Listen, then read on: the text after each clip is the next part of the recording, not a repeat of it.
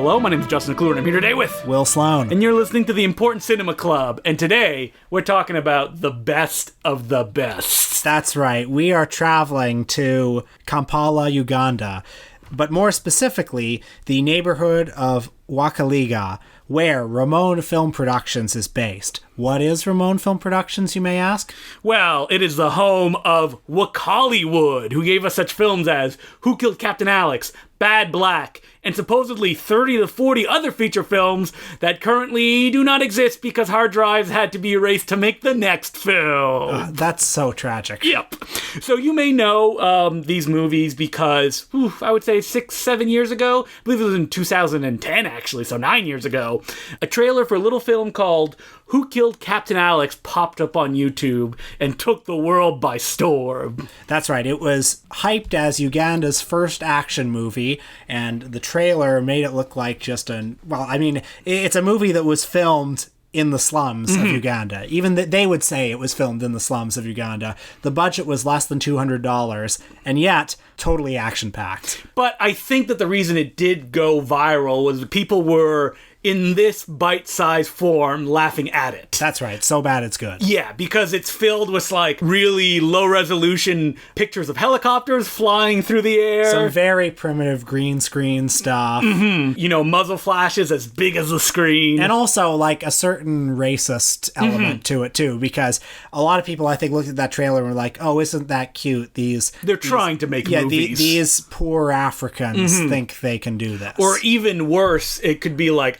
this is what movies in Africa look like.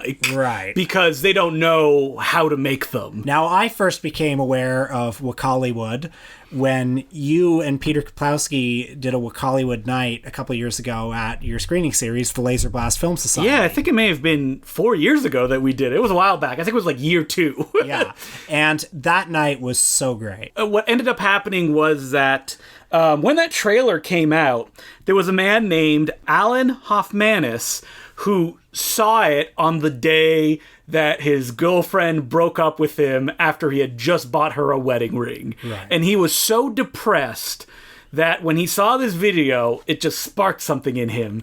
And he got a ticket to Uganda, and he flew over there a week later, and he's been there since, helping out the director of all these films, Nabwana IGG, or he's most commonly known as just Isaac. And his full name is Isaac Godfrey Jeffrey Nabwana. And yeah, he is the guy who has directed these 40 movies. And so this guy, Alan, he not only acted in one of the movies we're going to talk about today, Bad Black, but he also kind of helped spread them around the world because, when Isaac put that trailer for Who Killed Captain Alex on YouTube, he said himself, he didn't really know, how the internet worked or what YouTube did. Somebody else helped him do it, and it just kind of spread like wildfire all on its own. Who Killed Captain Alex was basically just made by the neighborhood for the neighborhood. All of these movies were made like that. They were never meant to go anywhere internationally. And incredibly, the American Genre Film Archive has just put out a beautiful Blu-ray containing Who Killed Captain Alex and Bad Black. And also hours of contextual special features to track the journey that both these movies have taken. Including, them on CNN. Or them There's a Vice documentary. Yeah, them giving Q&As at film festivals. There's even, local news broadcasts. This package is, if what we're talking about interests you, and it should, because these movies are great, then you should go buy this Blu-ray right now. So, the biggest revelation for me when I was at that night that you put on was that, these movies are actually, really good. And with a crowd, they go over like gangbusters. Oh, yeah. It's not, sitting there and watching them. And we watched incomplete versions of films as well. Some of them were just little shorts because they weren't done. We watched a version of Bad Black. Yeah. We also watched the opening of Crazy World, which has yet to come out. And just sitting there with an audience and experiencing it, laughing and cheering, and you understand why these movies have so many fans that are not in the camp of like, look how bad that is. Yeah. And, we got to do a Q&A with the director afterwards through Skype, and just the enthusiasm, and Alan was there as well, with all the props that he had, including the big machine gun that he uses in the movie. And he also had posters from Uganda that are painted. Alan Hoffmanis, by the way, his roles in these movies have included Jesus Christ and Chuck Norris. Yes, and he's like a Rambo-like figure in Bad Black. Yeah, having this one white guy in this universe is an incredible novelty. So we should talk about Who Killed Captain Alex, the one from 2010, which was, as you said, billed as the first Ugandan action movie. Yeah, so the plot is... And I did have a bit of trouble following the plot, but it's not really about plot. It's about action. Yes. You've got Captain Alex versus the Mafia. And, the head mafioso is one really bad guy. And basically that is the plot. Yeah, the Tiger Mafia. Yeah. His name is Richard. And then Captain Alex gets killed. And everyone's pissed off because they wanted to kill Captain Alex. And then Captain Alex's brother goes up against Richard. And he does kung fu training. That's right. Played by an actor named Bruce Yu. Yeah, because as the narrator says, he's the Ugandan Bruce Lee, Bruce Yu. And by the way, speaking of the narrator... Yeah, I was going to say, now we got to the real meat of the matter. This film, when it first popped up on the internet, I remember a lot of people saying, well, I'd like to watch Who Killed Captain Alex, but I can't because there's this weird audio commentary on it, and I can't find a version that doesn't have it. This audio commentary is what's known as the video joker. And how would you describe that, Will? Well, it's sort of like a cross between a regular narrator and Mystery Science Theater. So it opens with him, he says... This is VJ Emmy on the microphone. Now you're going to see this is how we do action in Uganda. And so as the movie goes on, he's sort of describing the plot. He's, like if there's a character on screen, he's describing what the character's thinking. And sometimes he's cheering on the action. Sometimes he's like pointing out how ridiculous the film will be. You'll hear a lot of like, what? And as you said, there'll be a lot of like, yeah, now the action starts. Yeah, like the movie's on. And they're like, super kicker, what's happening? Action-packed movie. We're doing our best not to do a goofy accent. Yeah. Because like this film is so like distinct in the way everything sounds. Yeah. And yeah, he'll comment on like the ridiculousness of it. It's like, everybody in Uganda knows kung fu. Or, there's a point in one of them where it's like Alex is on screen and he says something like, he's unhappy. You'd be unhappy if you were in Uganda too. Yeah. So there's like an awareness of the film and a joy to it as well that's so infectious when you're watching it. And, the director of these films says he loves the video joker. He's friends with him, and it also lets him watch the movie through fresh eyes every time. He's like, I watch it 4 or 5 times once he does it. By the way, there's my favorite thing that the VJ says is in Bad Black, there's a point where... I know exactly what you're going to say. he like falls into a puddle and the VJ says... Oh no, it's poo-poo. And for real, this is Uganda. Poo-poo is everywhere. Yeah. I mean, I think that my favorite may be, it's like Rambo, Chuck Norris, Bill Murray, action stars. Well, the director of these films, Nabwana IGG, he was somebody who, like, is a huge movie buff, sort of even without having seen a lot of movies. Like, when he was younger, his brother would go into town and see probably bootleg screenings of, Chuck Norris movies, Arnold Schwarzenegger movies, and he would come back and he would enact the plots of these films. It should be pointed out that, like, Isaac, the director of these films, said that he had never even been in a movie theater, like, ever, when he's doing, like, video interviews and stuff like that. The closest that they get is what's called, like, video or cinema halls, where maybe there'll be a projector or it'll just be a television and a bunch of chairs under a tent. So, he knew of Chuck Norris and Bruce Lee and Sylvester Stallone sort of by reputation. And, like oftentimes these are the films that really transcend international borders, like the action movies. And we should point out that, like, Uganda has always been a war-ravaged country that's had a lot of difficulties. And that all of those experiences is something that Isaac has talked about that he puts into his movies. For example, in Who Killed Captain Alex, one of the iconic images in the picture was that helicopter looking like it crushes a building and it collapses. And on the commentary track, Isaac is like, oh yeah, it's actually shooting the missiles backwards because when I was a kid and we would run away from the helicopters when they'd come into our village, we had to make sure to always stay in front of them because we knew that they shot rockets backwards. Yeah. Well, these movies do have a strong, documentary element, as you suggest. Bad Black is very much about sort of the poverty of the area. Like, one of the villains of the film is this gangster who has this little army of child soldiers, basically children who have been kicked out of their families because their families couldn't afford them, and he has them working as street thieves. And Alan Hoffmanis in that film plays just like a medical guy in the community, just helping out children and stuff like that, until a small child named Wesley Snipes teaches him how to do martial arts and fight back. And that kid, so good.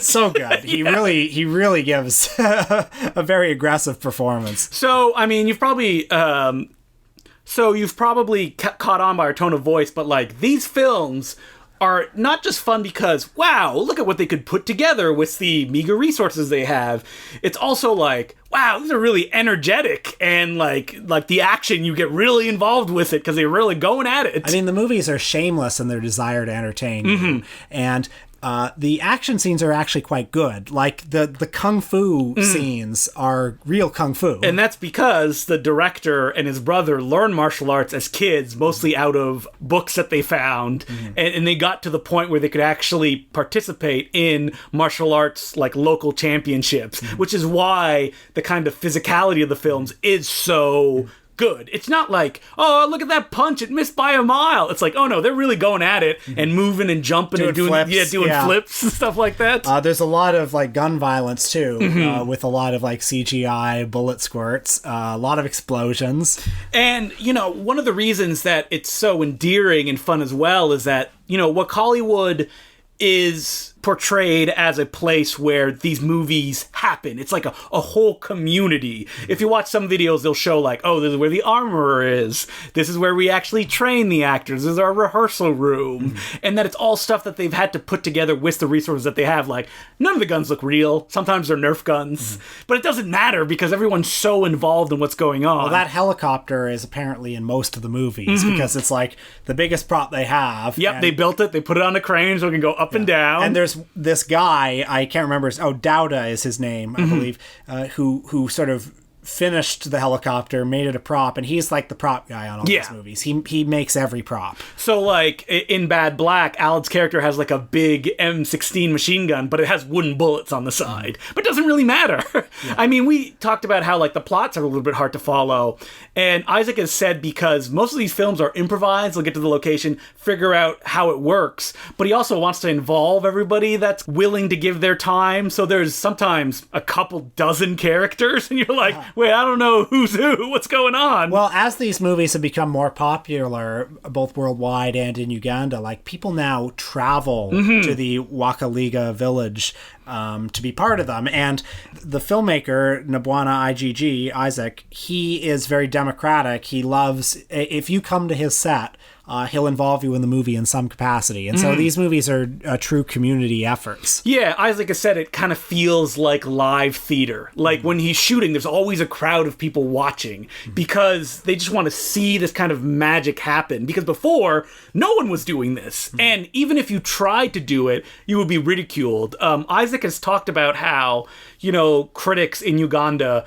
actually don't treat his film seriously because they're not in English. Because no one's going to watch a Ugandan film in the local language. It needs to be in English. If you watch a lot of another African country, Nigeria's films, they're mostly all in English. Yeah, well, a prophet is never recognized in his hometown. That's right. As a fellow by the name of Christ himself once said. You mean Alan, of course, playing Jesus Christ. But once these films gained kind of international attention, that's when people were oh, wow, this is actually something that people care about. Well, it's also like Isaac has said that when he was growing up and falling in love with movies, he never, he would say, I want to be a filmmaker one day, and his parents or other people around him would say, well, of course you can't do that. Look at where we're living. There's no point of reference or anyone who you could look to and say, oh, yes, just like this other person.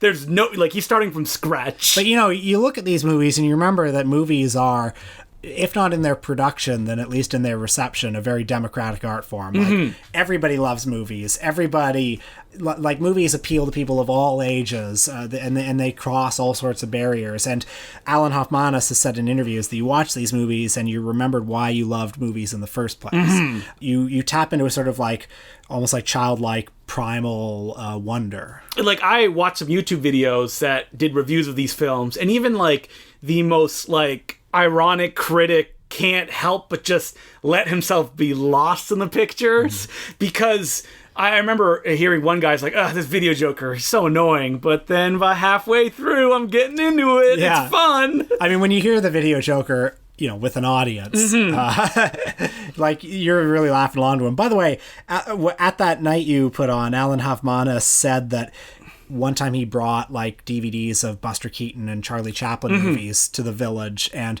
they were a big hit. And there are apparently versions of those movies in the Village now where a VJ has recorded commentary on them. And if somebody can get me access to like Modern Times with VJ Emmy narrating it. I think Alan was saying that like all movies have VJs, right? Yeah. Because sometimes they're in English, so the people watching can't necessarily understand the dialogue. It's, in the silent era, this happened a lot, specifically in Japan. It was the Benshi who would narrate, but he wouldn't just narrate, he would also give his own angle on what's going on. It's also like another character in the movie that's playing. Yeah. And that's something that I can't think of anywhere in the developed world where that is something that happens, just not MST3K or a variation of that. And VJ Emmy in these movies serves an interesting function where he totally neutralizes the so bad it's good response.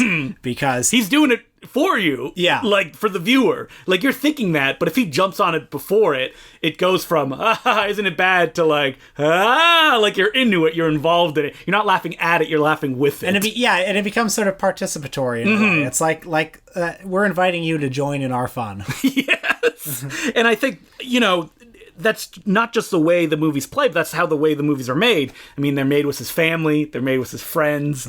It's made with all the people in this village, and I think that you can feel that in the movies as well. It also puts me in mind of, like, just regional cinema. I mean, I look at these movies and I'm reminded a bit of, obviously David the Rock Nelson is not as good a filmmaker as this. But or George Romero, who is as good a filmmaker as this, or like I mean, like, in a world where the internet and people are constantly complaining about nothing feels fresh, it's all been done before. It's like, here you go, and this is nothing. You got nothing like this. This is the democratization of filmmaking in action.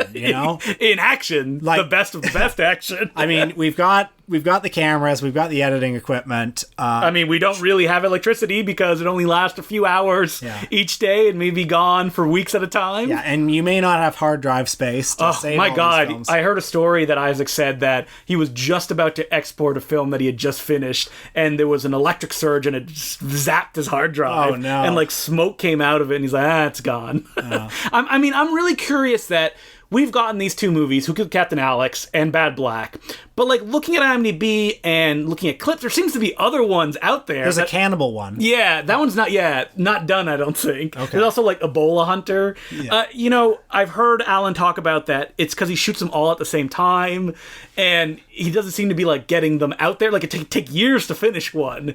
So I'm interested in like what elements go into that. I mean, they're feature-length films. Yes. Too. Yeah. They're usually about over an hour, or maybe some of them are too localized that like, why even try to release them internationally? Let's just keep them home and not worry about it. There's a Bruceploitation film. Yes. There's one where it looked like an Asian actor of some kind. It was made in 2011. I believe it was called Rescue Team. There's a trailer online, there's a poster that also has the tantalizing like with English subtitles, which makes me think that like it's out there somewhere, but I have never seen it or heard anyone that's watched it. I know, hopefully we'll be able to get more access to these movies. I mean, a clip from The Return of Uncle Benin, which stars Bruce Yu. At one point, he grows like 30 feet tall and then kicks a guy. Yeah. I'm like, yes, please. In one of the documentaries I watched about this, Isaac was mentioning that he also hopes Wakaliwood will continue for years, even after him. I mean, he's fostering this sort of filmmaking community in Uganda. I mean, he says it quite literally, like, it's about the children. Like, if you give them hope that they can dream that this can happen, like, their lives are going to be different. Yeah. And you see it, like, they train the kids in martial arts, they give them acting roles. I mean, it's not like they give them too much responsibility, but they just give them opportunities that it seems in this area they had never had And before. everyone can feel a piece of ownership of the movie, and then hopefully there will be other generations of Wakaliwood. Yeah, exactly. So, do we have any letters this week? We do have letters. As per usual, you can send us letters at importantcinemaclubpodcast@gmail.com. And our first letter is from Joe Clark. And the subject line is Growing Up with Tati. He goes, "Hi, Will and Justin. On the episode about Jacques Tati, Justin mentioned that he didn't think anyone in North America grew up watching Tati. In my family, Tati was frequently in rotation since Monsieur Hulot's Holiday was my little brother's favorite movie when he was about 3 or 5 years old. My dad was a security guard at a university, and during his shifts, he would make copies of the library's VHS collection. The only way you could see those Tati movies, I guess, from a university library. I was expecting him to be like, yes, they played on the public access TV station. I think I have actually seen like fragments of Tati movies on like the French channel. Or Yeah, like that sounds, or maybe like PBS. Oh, by the way, a story that I didn't tell on the Tati episode. I think the actual worst movie screening I've ever been to was a screening of Monsieur Hulot's Holiday. Really? It was at Lincoln Center in 2012, and it was a children's or a family matinee screening of Monsieur Hulot's Holiday. And the kids did not enjoy it. Yes. It was pandemonium. So, just the kids screaming the entire kids time? running around playing while, And you hate children. You should sit silently and watch this film. Well, I mean, 90 minutes of black and white French whimsy, I guess, are not riveting to small children today. I wasn't angry because I was sort of like, well, what did I expect? Of course this was going to happen. And the letter continues, I think my dad had grown tired of watching the same kids' cartoons, probably public domain racist ones.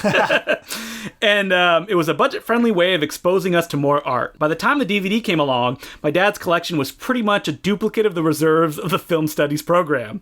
I like Kurosawa and Indian movies, but my brother was crazy about Monsieur Hulot.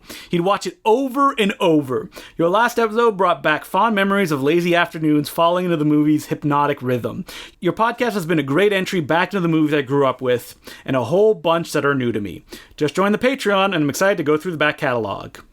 Now that I have a little girl of my own, I'm looking to expose her to great movies that won't scar her. I watched Panther Panchali and Bicycle Thieves, way too young.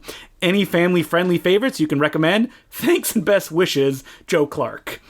Family-friendly classics for kids. Well, I mean, The Wizard of Oz, and all that Miyazaki, stuff. and all that stuff. You know what's funny about Monsieur Hulot's Holiday appealing to a 3 or 5 year old? It just plays into what we've talked about before, that when you're that age and you're not in a cinema where it's demanded of you to pay attention and it feels like a big deal, it doesn't matter what the movie is, and especially if it does have those comedic rhythms, as a kid you're going to fall into it. And something like Monsieur Hulot's Holiday, like a kid would want to watch it over and over and over again because there's different things that are being shown to a kid. It's also just like entering a world. Yeah, exactly. Yeah. I remember as a kid rushing down to watch Winnie the Pooh cartoons endlessly at 6 a.m. in the morning. I don't know what I was excited about seeing other than visiting my good friend, Mr. Pooh. I mean, sometimes you forget how you respond to movies as a kid. You forget that you like the certain sounds and you like, just like certain colors, certain textures in a way that isn't, it has nothing to do with the plot, really. It's not about, like, am I engaged? It's more like, what are you giving me? Well, I mean, I used to, when I was a kid, love Chitty Chitty Bang Bang.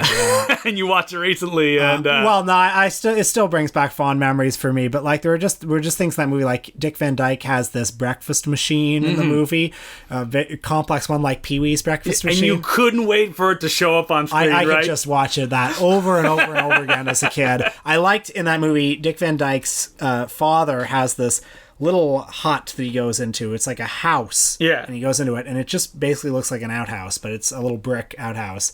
And I was fascinated by a house that small. I would just watch that and be like, how does he fit in a house that small? Even like now, kids have access to whatever they want.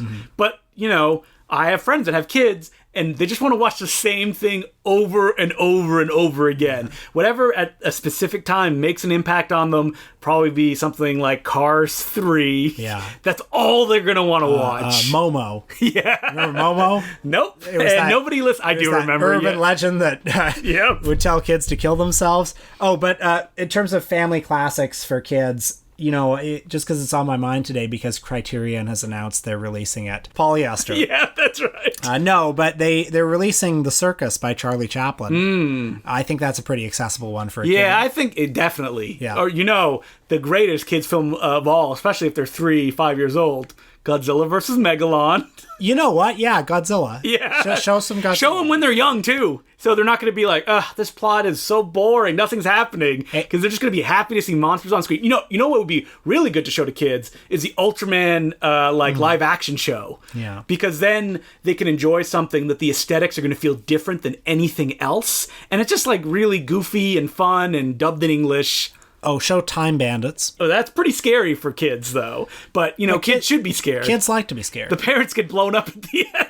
Yeah, but it's hard to get just the right balance between too scary and not scary enough. Yeah, I mean, even the DC movie Shazam came out, and every review that I read said, it's too scary for kids. Like, they push it too far.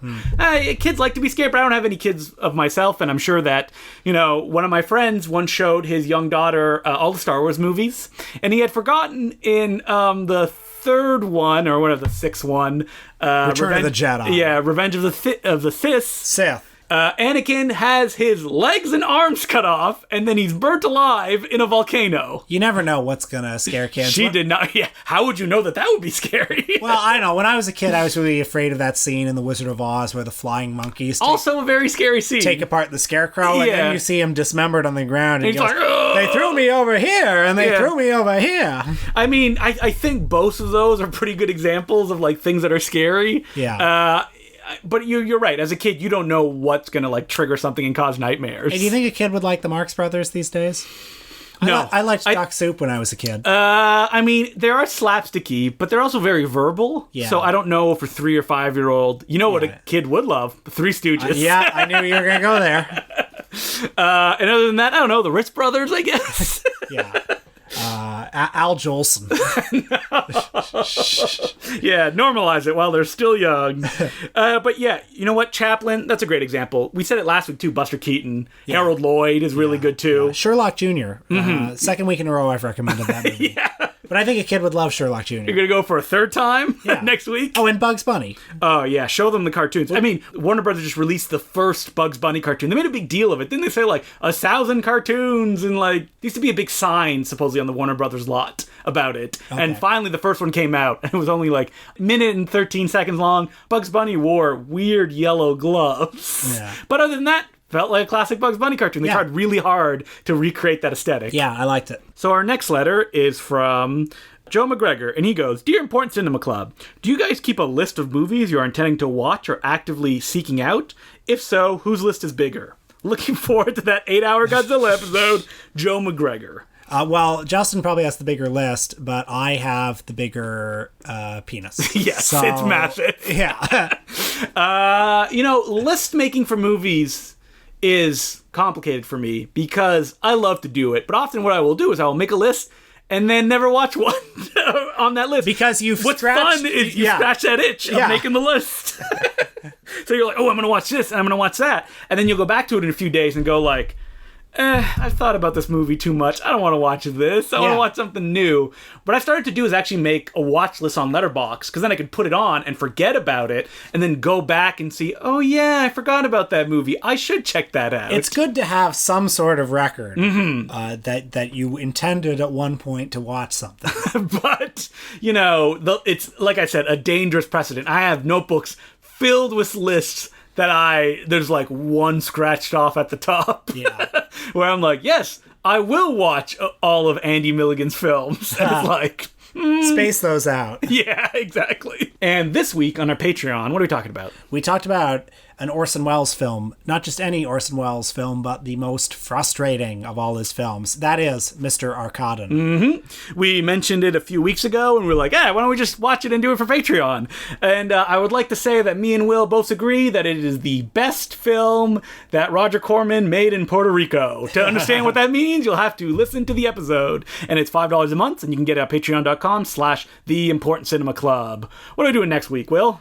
Next week, we are venturing into the life and filmography of Klaus Kinski. I hear he's a bit of a complicated individual. And by that I mean a terrible piece of human garbage. A rapist. Yes.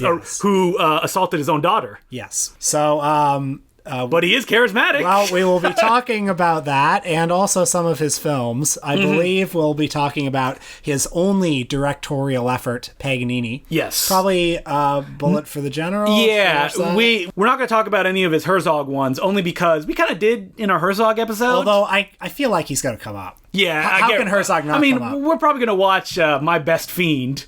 Which is like the urtext for Klaus Kinski. Yeah, well, My Best Fiend, I think more than anything else, like solidified the public perception of Klaus Kinski. Not the documentary that came out a few years ago of him doing his one-man Jesus monologue and just screaming at the audience for 2 hours. Maybe I'll finally watch that. Yeah, I'm shocked you haven't yet. Well, it looks a little indigestible. Yeah. But... I mean, it doesn't look like it is. Yeah. So, I think that the other one we mentioned was Crawl Space. Yeah. The film that led the director to considering with the producer, maybe we should just kill Kinski and collect the insurance. Yeah, it'd be fun to revisit Crawl Space. Okay, yeah. So those are the films that we're going to check out. So until next week, my name's Justin Glue. I'm Will Sloan. Thanks for listening. I was reading an article in the Hollywood Reporter today about the behind-the-scenes turmoil of Men in Black International. There was behind-the-scenes turmoil? Yeah. Who was involved in this? Just like everybody, you know, F. Gary Gray, the script people, a lot of warring factions. And what I thought was interesting is this is the second week in a row that I've read an article about behind-the-scenes turmoil of the movie that was #1 at the box office. Yes, but that really underperformed. It was a big flop, despite being #1. Because, you know, I saw the posters for this movie and I thought... Who is that for? Well, Men in Black. So we're talking about, you know, the third sequel to a movie that came out in 1997 that is commonly regarded as the only good one of the series. Hey, I like Men in Black 3. Okay, well... Which also had a lot of behind-the-scenes turmoil as well. Yeah, that one went way over budget. Yes, yeah. And they had to shut down for a long time because of tax credit reasons, so they say. Oh no, there was no script. That's what it was. Right. They started shooting with that one. But this series is running on the fumes of a movie that came out 22 years ago, and that, you know, isn't that great. The cartoon, though. Mwah, okay. Watch that all the time. But, like, what do people love about Men in Black? I can tell you what it was. It was Will Smith. That's it. That's what they loved. Yeah. So to reboot it, like, people aren't that excited to see the coffee-drinking aliens. Remember those guys? No, I don't. Orion's Belt, is that back? Wait, wasn't there like a dog that was an alien as well? Oh, and he talked? Yeah, that's It's all like coming back to me like Proust. Memories of things past. So every week there's just one of these things that is just like a zombified franchise. You know what's a good example of that is that what also flopped this weekend was Shaft. Yes. And people are like, I wonder what these things have in common. How could we crack this code of why the box office isn't doing well? Could it be it's remakes of stuff and people don't want to watch them anymore?